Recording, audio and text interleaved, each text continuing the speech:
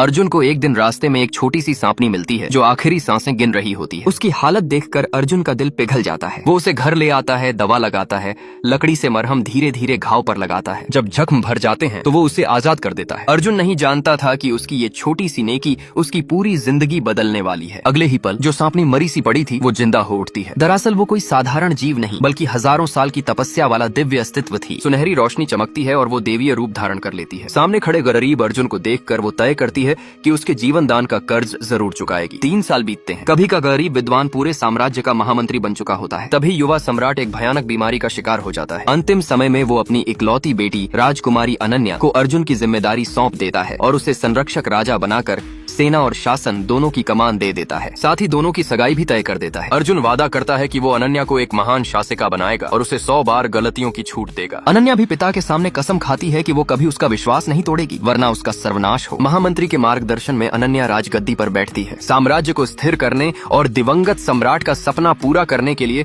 अर्जुन खुद सेना लेकर सीमाओं पर युद्ध के लिए निकलता है। अनन्या उसे जीतकर लौटने पर तुरंत विवाह का वादा करती है। उसी भरोसे पर वो जान झोंक देता है। 3 साल बाद साम्राज्य एकीकृत हो जाता है मगर लगातार युद्धों ने अर्जुन को तोड़ दिया। 30 की उम्र में ही उसके बाल सफेद हो चुके थे। उसे लगा अनन्या अपना वादा निभाएगी लेकिन हालात पलट चुके थे। वो अब नए राज्य प्रथम विद्वान कर्ण के करीब थी। दरबार में उलटे आरोप लगाए गए। कहा गया कि अर्जुन ने बेवजह युद्ध भड़काए, सत्ता का दुरुपयोग किया। उसने सफाई दी कि सीमाओं पर सख्ती जरूरी थी वरना आग फैल जाती, पर उसकी बात सुनी नहीं गई। उल्टा उससे संरक्षक राजा का अधिकार छीन लिया गया। अर्जुन अविश्वास में टूट गया। जिसने कभी उसकी हर बात मानी थी वही अब साजिशों में फंस चुकी थी। अनन्या ये नहीं जानती थी कि 100 में से 98 मौके वो पहले ही खत्म कर चुकी है। महामंत्री ने चुपचाप अपना प्रतीक चिन्ह सौंप दिया। सैनिक भड़क उठे। उन्हें लगा कि ऐसे दरबार के लिए लड़ना बेकार है। कुछ ने विद्रोह की मांग की पर अर्जुन ने साफ इनकार कर दिया। वो सत्ता हथियाने वाला इंसान नहीं था। तभी राजमाता का बुलावा आता है। वो दिन की घटनाओं से नाराज थीं और माफी मांगते हुए कहती हैं कि सम्राट के आदेश के मुताबिक विवाह जरूर होगा। अर्जुन जानता था कि आखिरी फैसला फिर भी अनन्या का होगा, फिर भी सम्मान में हामी भर देता है। उधर युवराज यादव को अर्जुन से गुप्त लगाव था। विवाह रोकने के लिए वो चाल चलता है। अनन्या के सामने झूठा दृश्य रचता है जैसे अर्जुन ने उसे धक्का दिया हो। अनन्या आग बबूला हो जाती है। बिना पुरानी बातों को याद किए अर्जुन को थप्पड़ मारती है